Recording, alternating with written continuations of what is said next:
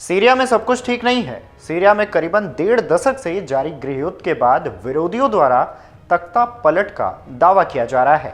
Syria के कई बड़े शहरों पर विद्रोहियों ने अपना कब्जा किया है। कब्जे के बाद विद्रोहियों ने सीरिया के राष्ट्रीय टीवी चैनल पर भी अपना कब्जा किया है।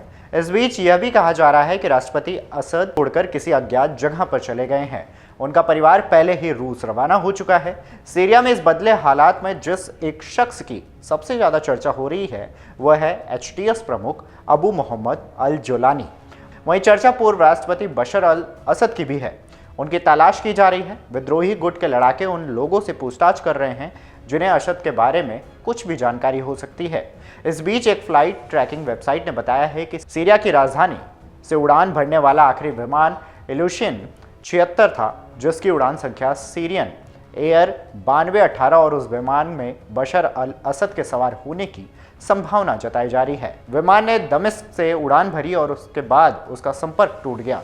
अब विद्रोही यह जानने की कोशिश कर रहे हैं कि असद के साथ हुआ क्या था।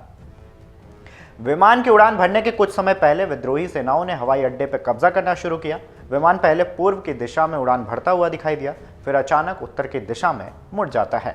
लेकिन थोड़ी ही देर बाद जब विमान होम्स यानी कि सीरिया का एक प्रमुख शहर के ऊपर से उड़ रहा था, उसका संपर्क अचानक टूट गया। विद्रोहियों ने रविवार को दावा किया है कि दमिश्क अब आज़ाद हो गया है और असद राजधानी छोड़कर फरार हो गए हैं।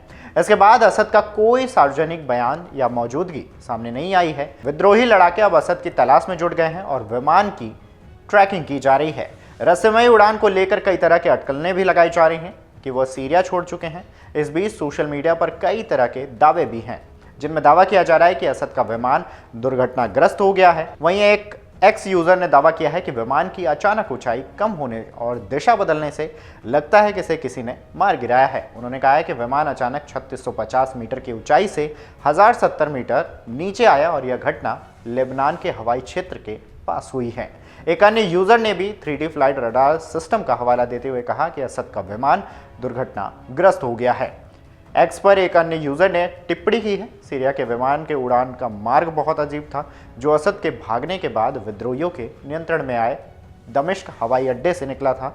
वहीं एक यूजर ने और लिखा कि ऐसा लगता है कि असद का विमान दुर्घटनाग्रस्त हो गया है या फट गया है। यह विमान कुछ ही सेकंड में 6700 मीटर की ऊंचाई खो चुका था। सोशल मीडिया पर कुछ अपुष्ट वीडियोस भी सामने आए हैं जिनमें एक विमान को जलते हुए दिखाया गया है। हालांकि यह पुष्टि नहीं की जा सकी है कि विमान असद का था। सोशल मीडिया पर विमान दुर्घटना के कई वीडियोस और तस्वीरें साझा की जा रही है। हालांकि अमर उजाला इन वीडियोस और तस्वीरों की स्वतंत्र रूप से पुष्टि नहीं करता है।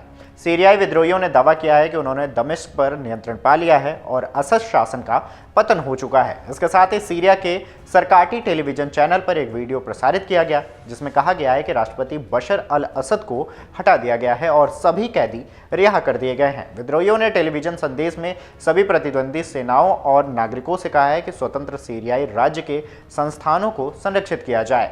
सीरियाई मानवाधिकार निगरानी संस्था ने रविवार को बताया कि बशर अल असद ने सीरिया छोड़ दिया है और कुछ खबरों में यह भी दावा किया जा रहा है कि असद रूस चले गए हैं। हालांकि इनके दावे स्वतंत्र रूप से पुष्टि नहीं की जा सकी है, जिससे असद के ठिकानों को लेकर असमंजस अभी भी बना हुआ है। कुछ खबरों में यह भी कहा गया है कि असद ने जॉर्डन का रुख किया है। असद के बारे में अभी तक जो जानकारी सामने आई है वो पूरी तरह से स्पष्ट नहीं हो पाई है और इनकी स्थिति को लेकर सवाल अभी भी बने हुए हैं। अगर आप ये वीडियो YouTube पर देख रहे हैं तो हमारे चैनल को सब्सक्राइब कर बेल आइकन दबाएं और Facebook पर देख रहे हैं तो हमारे पेज को लाइक करें। 8 मिलियन प्लस सब्सक्राइबर, आपके इस भरोसे के लिए बहुत धन्यवाद।